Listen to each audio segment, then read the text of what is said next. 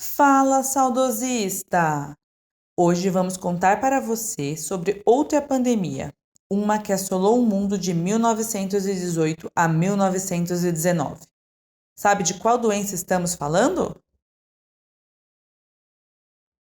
É isso mesmo, da gripe espanhola. Vamos contar algumas curiosidades, traçar alguns paralelos com o coronavírus e contar como essa pandemia chegou ao fim. Apesar do nome gripe espanhola, sua origem não foi na Espanha.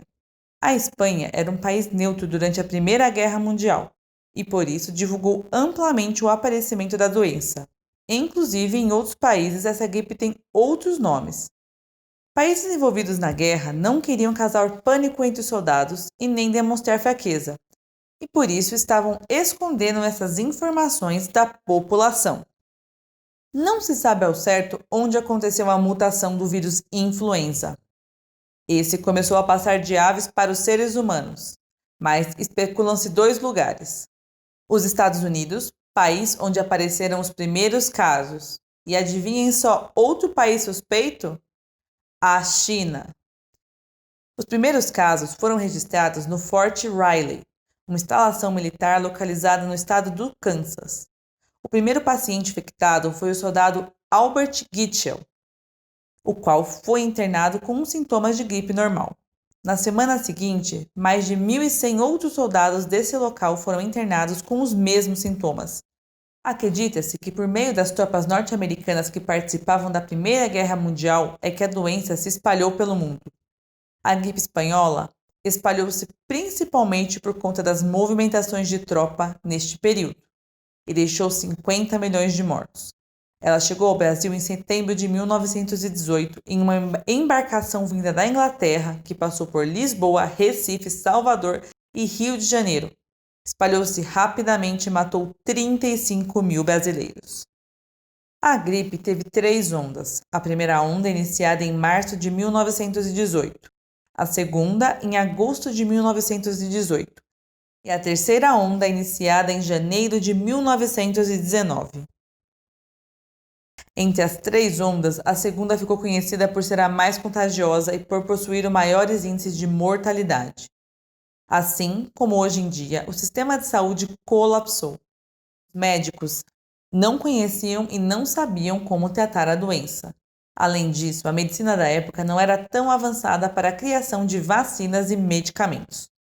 Uma série de medicamentos começaram a ser administrados nos pacientes como uma tentativa de combater a gripe, mas mostraram-se ineficazes.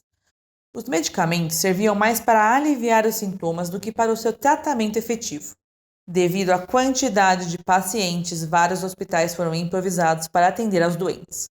Outro ponto é que os pacientes mais graves e que desenvolviam infecções sofriam consideravelmente, pois naquela época não existiam antibióticos para realizar o tratamento deles.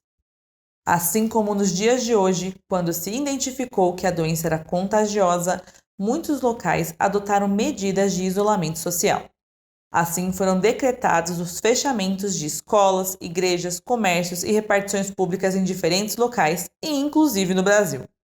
Em alguns deles, como nos Estados Unidos, adotou-se o uso de máscaras para reduzir-se o contágio. Muitos locais incentivaram a população a entrar em quarentena. Uma diferença sem explicação quando comparamos as duas pandemias é que a gripe espanhola era mais mortais em jovens de 20 a 30 anos. E quando terminou a gripe espanhola? Antes de contar como tudo isso chegou ao fim, se você estiver gostando, já deixe seu like e se inscreva no canal. Isso nos ajuda muito a criar mais conteúdos para vocês. A gripe foi amenizada tomando-se medidas parecidas com as de hoje e algumas outras sem eficácia comprovada que eu vou ler para vocês. Evitar aglomerações principalmente à noite, porque à noite não sabemos. Não fazer visitas, tomar cuidados higiênicos com o nariz e garganta, inalações de vaselina mentolada, gargarejo com água e sal, com água iodada, com ácido cítrico, tanino e infusões contendo tanino, como folhas de goiabeira e outras. Tomar como preventivo internamente qualquer sal de quinino nas doses de 25 a 50 centigramas por dia. e de preferência no momento das refeições. Evitar toda fadiga ou excesso físico. O doente, aos primeiros sintomas, deve ir para a cama, pois o repouso auxilia a cura e afasta as complicações e contágio. Não deve receber absolutamente nenhuma visita, então nada de levar canja para ele.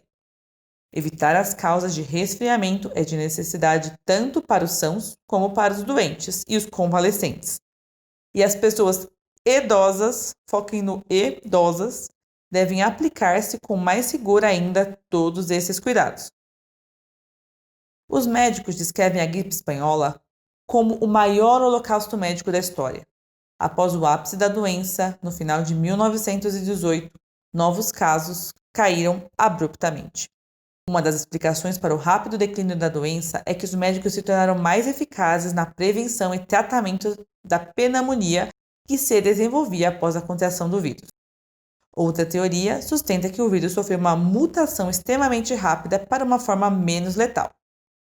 Espero que vocês tenham gostado da história e gostaríamos de saber se vocês querem conhecer um pouco da história da peste negra. Se vocês quiserem, deixem aí nos comentários. Obrigada por assistir e tchau!